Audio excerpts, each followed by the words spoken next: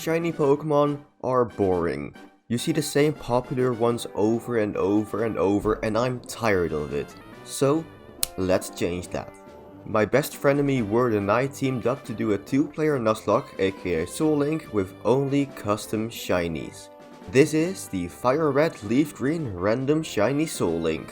Right off the bat, we had some amazing starter choices. I got Rayquaza, just an insane beast all around, and Word chose Scizor with only one weakness in fire. Quad weaknesses are a bit tricky because we also randomized Pokemon's movesets, but we'll be fine. Also, you may have noticed that our starters aren't shiny, so let's fix that. We greatly boosted the shiny odds, but we weren't sure if that affected gift Pokemon, so we hacked these to be shiny, but for all the other encounters we will actually shiny hunt for them. Speaking of which, let's do that right now. I got my shiny Nidoran pretty quickly, but despite the 1 in 257 shiny odds, it still took almost an hour for Word to finally find a shiny Diglett. Let's just quickly catch it and... Well, time for round 2. This time the starter Pokemon weren't as amazing, but still pretty good. The Glass Cannon Kadabra for me and Swampert for Word, which only has one weakness in grass. Quad weaknesses are a bit tricky because we also randomized Pokemon's movesets, but we'll be fine. This attempt we did actually catch our shiny pair on Route 1, Doduo and Lunatone, and we also got Magnemite and Exploud on Route 2 with some incredible shiny colors. It's not like this run was all smooth sailing though. Word ran out of Pokeballs against our Route 22 encounter, and I lost both Magnemite and Doduo in Vermillion Forest to Eruption and Water Spout respectively. I hate those moves, except when Kadabra uses them.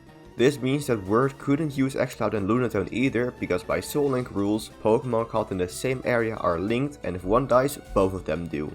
We still had one more encounter before the first gym in Vermillion Forest, but it screwed us over once again by giving us 2 shinies of the same primary typing, while another Soullink rule makes it so we can't have any Pokemon of the same primary type across both of our teams. This meant that we had to take on the first gym with only our starter Pokemon. Luckily, they both had strong moves in Eruption and Aeroblast, so not even legendaries like Articuno and even Magikarp could stop us from getting the first badge. Still, we only had one Pokemon, and our plan was not to make this a solo run, so let's get some more encounters. At least we got a Celio-Dodrio pair called Dodrilio in Mount Moon, and there are a bunch of other routes, so surely we can get a couple other usable pairs. Right? Let's have a look. Route 4, Word ran out of Pokeballs, except the Master Ball that we wanted to save, so we had to give up on that encounter. Next up, Route 24. We actually caught a Xatu Onyx pair called Zonks, but Xatu shared the Psychic primary type with Kadabra, so we had to box it. Moving on to Route 25, this time not a Xatu for me, but a Natu for Word, so again, not usable. Oh, and my encounter here was a Metang, which immediately killed itself with Memento, so we didn't even catch this pair. And that's all the encounters we got before the second gym. Despite the fact that we increased trainer levels by 20%, we still had a bit of a level advantage though, so my Eruption Kadabra and Word's Aeroblast duo made quick work of Misty. Alright, I think it's time for the objectively better content creator to take over. After Misty, we decided to get all of the encounters around Vermillion, which went about as well as you'd expect from the two of us. We actually got a pretty good pair. Electrike for me and Ekans for Viperio. Okay, maybe not right now, but they'll be good after we evolve them. I gave them a very fitting nickname. We also found an Arcanine and Mawile pair that we named Munch. But as the first law of this Soullink goes, for every good thing comes several very terrible, awful, horrible bad things. I found a shiny Primeape on Route 11, but it immediately exploded, so no encounter there I guess. On Route 6, Viperio found one of the best possible encounters, a Shelgon.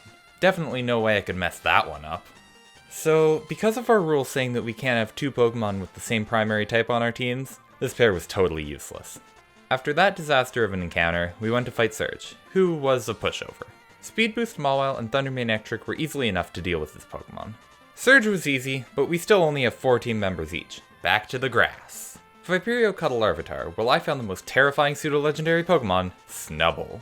They're a good pair, but we couldn't use them at that moment since we already had a good normal type on the team. I found a really cool Dragon Dancing Raticate, but Viperio found a Snorlax, so the pair wasn't usable. Oh hey, Snorlax understood how useless it was and teleported away. We then came across the dreaded Rock Tunnel. This is the most annoying place in just about every Kanto playthrough. From dark hallways that you need to light up, to large amounts of status conditions, to Pokemon whose only purpose is to explode in your face, this cave is never a good time. Luckily for us, we were playing a randomizer, so we probably wouldn't have to deal with this. Our encounter here actually ended up being usable. Viperio got a Venusaur, and I got a Cubone. That one's a plant, and that one's, close enough. We then began our journey through the cave, and oh, what the hell? Well, at least something that bad can only happen once, so come on! Okay, I might have lost 2 Pokemon to Rogue Explosions, but at least Viperio is doing better, right? Right? Fine. We've lost 3 pairs in this stupid, dumb cave, but at least it can't get any worse. It got worse. Ah, Lugia, my old friend. Missed seeing you after you murdered my Pinsir in the Omega Sapphire Doubles Cage Lock. It's okay though. I've grown since then. I'm a stronger person. I'm not afraid of you. Never mind, I'm afraid, very, very afraid. Yeah, so I had no way to hit Lugia since Swampert was out of PP on any move that could hit it that wasn't called Super Fang. And it forced me into a position where I had to sack something if I even wanted a chance to come out of that battle alive. Bye, PVZ. You did well for the few minutes you were alive. Luckily, I had a plan to win this battle using the tactic that I know best. Stall until it uses up all of its PP. Swampert had just barely enough PP on Softboiled to stay alive long enough for the Lugia to start struggling, somehow winning me the battle. If I had a quarter for every Nuzlocke where a Lugia almost destroyed my team, I would have 50 cents that I would use to bribe it so it would stop hurting my feelings. Luckily, that was the final trainer in Rock Tunnel. Now we could get a couple more encounters before the 4th gym battle. Fun trivia question time. What did these 2 pairs have in common? If your answer was both of them have a primary normal type so we couldn't add them to our team, you would be absolutely correct. The other correct answer is they suck. Grass gym time, and Erica's a really scary gym leader. She had 3 Pokemon that had their levels in the mid-30s thanks to the randomizer. If we were going to win, we needed strategy, skill, and most importantly, Blaziken! Stop almost killing Pupitar, I'm trying to hype up Erica. Erica was easy. Moving on. Is it just me, or did everything get even worse when Word took over? Well, I'm back, so surely it will be smooth sailing from here on out. Let's just immediately start with a fantastic shiny that isn't a normal type, but it threatened to kill my Pokemon, so I had to run away. Speaking of almost getting killed, let's go to the rival fight in Pokemon Tower. Kadabra basically got rendered useless by a thrashing Flareon, and that was just the first out of 5 Pokemon, while my only other Pokemon was Pupitar. It took care of the Flareon, but it would have gotten killed by a jump kick Farfetch'd if I stayed in, so I made a risky switch back to Kadabra to finish it, but then afterwards immediately had to swap it out again. Because of an accuracy drop, Pupitar missed its final attack, so I unfortunately lost my Pseudo Legend. So I had to rely on my low HP starter to finish this battle with Sandstorm still up, slowly chipping away at Kadabra's few remaining hit points. If I didn't one-shot the rival's last Pokemon, my last Pokemon would go down to any hit and we would have to go all the way back to the start. Yeah, I don't think Flamethrower will do enough here, but let's see how much. Maybe crit? Crit? Maybe? No? Fire Punch missed? How did Fire Punch miss? I'm holding the Lax Incense! Yo! Does Sandstorm kill? I'm still at 4 HP. One more turn of Sandstorm will kill. But I can kill here. And I think we win this. We're cutting it a little close here. A little close. I won with 4 HP left. But there we go. That was terrifying, but somehow the run is still alive. We could grab a new pair with a normal type from the box, but either way we need more encounters, so I better not fail another shiny. Okay.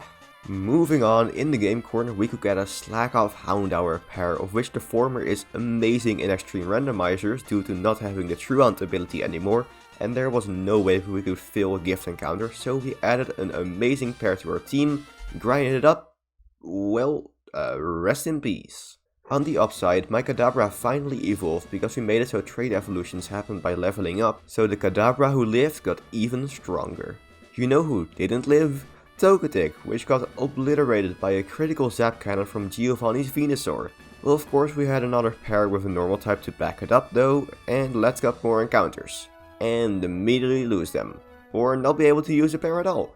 But luckily, good things come to those who wait. And in this case, that good thing is an incredible shiny Flygon. Now you might expect Word to mess it up, but surprisingly no, she got a shiny and a rift, so I was very excited to use this. I called them Shrimpstorm and they're my babies and no one will hurt them. What, do you expect me to cut to them dying to a random trainer? Jeez, have some faith in us. The only thing we're losing today is a Safari Zone encounter, but who even cares? And look at that, Word's Anariv evolved into our Maldo.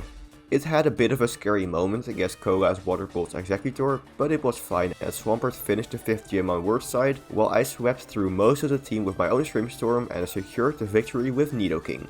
Okay, let's go through the rest of this a bit quicker. You know how it goes by now. We got some lame new encounters, including a double water pair, 2 baby Pokemon, and 2 non-baby but still very pathetic Pokemon. We lose another pair to something stupid, in this case the Nidoking Kecleon pair to counter Jirachi, and of course the usual stopping a criminal organization. This also gave us access to a new gift Pokemon, but hunting for those takes a long time, so it's not really worth... Never mind, time to shiny hunt! And as I said earlier, there was no way we could fill a gift encounter, so Word could get a shiny legendary bird from Sylph, though it just took a bit longer because you reset over the first one. In the meantime, I instead got my own shiny legendary from the Fighting Dojo, since they both count as Saffron City, so this is one pair. This is gonna help a lot. Sabrina may have had a legendary as well, but still, it was a relatively easy gym fight for both of us. Okay, so maybe the parts that you made me narrate were the parts where huge disasters happen, but at least it can't get any worse from here. After we destroyed Sabrina, we were back to finding encounters. I found a Primeape that didn't explode this time, and Viperio found... okay, there's another pair for the garbage bin. Viperio then found a Jumpluff, and I found... nope, that's a dupe. And that one. And another. What the hell? Go away! I found an entire horde of Mudkip before I found my actual encounter, which was a Beautifly. We named the pair Werther, and then went to hunt in Seafoam Island. A bit off topic. A fun thing about quad weaknesses is they're a bit tricky because we randomize movesets, and whoops, there goes Swampert. Of all of the glorious ways our starter could have gone out, of course it had to die to a careless mistake. But hey, that's what you sign up for when you do a Pokemon challenge with me. Our encounter here ended up being Charizard and Solrock. A decent pair, but we would have had to replace Shrimpstorm to use it. On Cinnabar Island, we had a few options for encounters, which ended up with me having a Ho-Oh from the fossil and Viperio finding a Kyogre from fishing. How could we ruin this encounter? Using torture, of course. If you're familiar with Absolblog's Pokemon, sometimes he'll do a Cotton Eye Joe experience, where he'll listen to Cotton Eye Joe at 2 times speed until he finds a shiny. We felt like doing something similar, so Viperio decided we should listen to Claim to Fame on 1/4 speed until I found the shiny Ho-Oh. We boosted the shiny odds, so there was no way this would take a long time, right? 1 hour and 10 minutes later, I finally found the shiny, and our hell could end. We then went into the Cinnabar Mansion and found what is probably the worst pair we've found so far, a Minun and a Caterpie. Oh yeah, there's supposed to be a gym here. Too bad Blaine wasn't a challenge at all. Who knew that having a couple legendaries could make the game that much easier? Time for the last encounters before we finish the gym challenge. Let's make them count. Viperio found a Registeel, which was awesome, but I found a Kabutops, so Type Overlap said we couldn't use them if we wanted to keep Shrimpstorm. We wanted to keep Shrimpstorm. We also found a Spearow and Volbeat pair, which we couldn't use because of Type Overlap. Next, we found a Shiftry and Clefable pair, which we couldn't use because of, say it with me, Type Overlap. For the final pair of Type Overlap, I found a Crobat and Viperio found a Ninjask. This pair is super speedy, so of course I had to give it a fitting name. Did I call it something cool like Jet or Bullet? Nah, I had a better idea.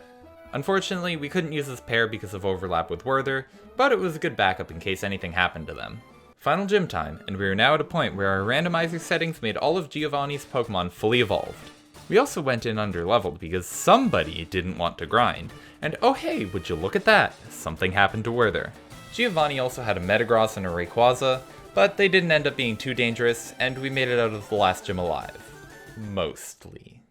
Time for the climax of the video, so of course, I'm taking over again. None of the final encounters were usable, so we went into the Pokemon League with only the 5 pairs that you can see on screen right now. We might not have a 6th duo, but for the rest we're fully prepared, so let's do this. Lorelei was up first, and our level advantage made this not too difficult. She did have a Moltres which actually threatened out my Raikou because of a full paralysis and the risk of a crit, but Kyogre easily cleaned up that mess and Word's Wobbuffet was actually helpful for once. Did I say we were fully prepared? Yeah, no.